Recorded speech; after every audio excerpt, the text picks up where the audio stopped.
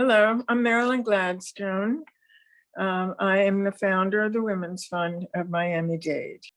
In 1988, I became aware of the national network of women's funds and approximately the 20 funds that were around the country, some very small and some well-established and well-funded, such as New York and San Francisco. And with the help of the national network, I began to research the funds. At that time, I knew that few philanthropic dollars in Miami were going to programs that supported women and girls. I also knew that it was critical that we engage people from many communities in Miami. And with that thought in mind, we put together a steering committee. We met every week. We developed a mission statement. We developed our goals. And we had plenty of energy and plenty of ideas, and we had no money. So we were counseled by the National Network of Women's Funds not to even think about grant making until we had raised about $150,000. That seemed like a very big hurdle for us. Our fundraising consisted of having very modest cocktail events and charging $25 for people to come in. However, we were just thrilled to be able to get all of those women in one room. And many women came up to us and said that this was the first time in Miami that they were in a room full of women whom they didn't know, but who were from communities they didn't know.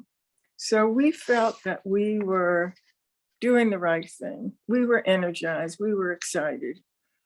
In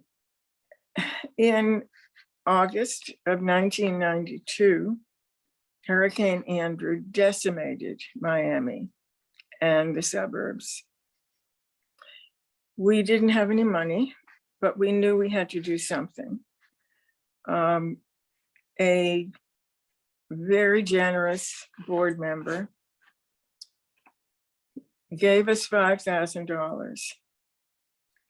And with that in mind, we sent out our first request for proposals.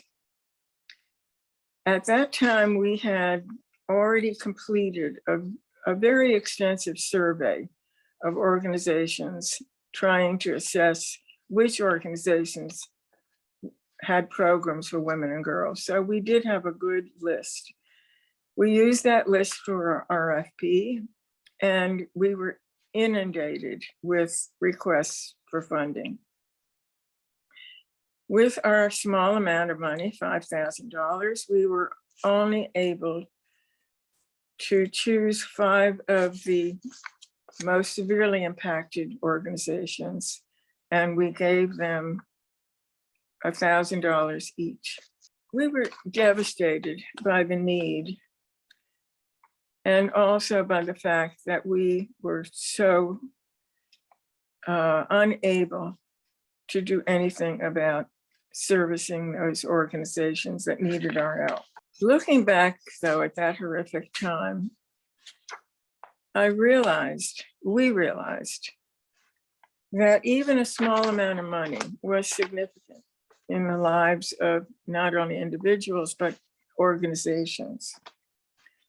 We became overwhelmed by the gratitude shown to us by those 5 organizations. And we continued to follow their progress. Of course, since then, we have funded scores of both emerging and established organizations and work with so many community partners who share our passion to improve the lives of women and girls.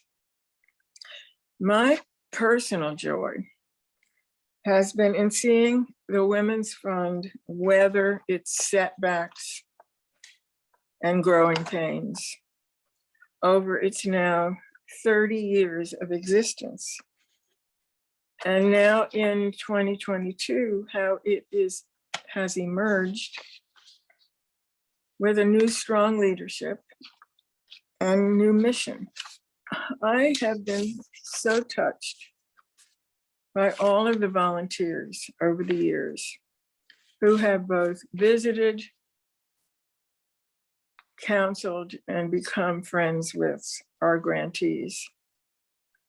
The volunteers who attended so many committee meetings and who are actually in the front lines, who kept us focused and relevant. I feel that the personal stories of those volunteers are our secret sauce, the personal connections which has made this fund a living, breathing entity.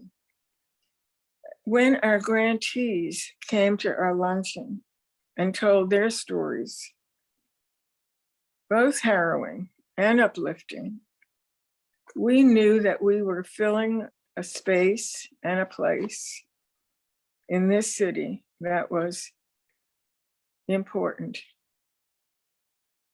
My hope for the future is, of course, to be able to increase our endowment, to raise more money, to be able to fund more and continue the very innovative work which the current board has been doing with the impact collaboratives.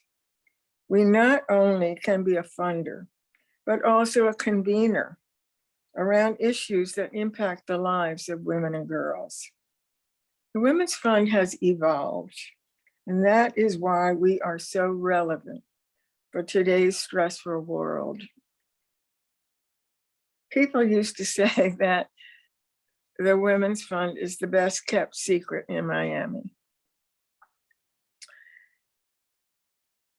It is now and forever, I hope, built into the fabric and the lives of everyone in this city. I want to thank the thousands of people who have worked with the Women's Fund. Without you, there would be no Women's Fund. And I am so grateful to each and every one of you for all the years of devotion that you've given, and to all the new people for whom this is a new endeavor. I thank you for joining us.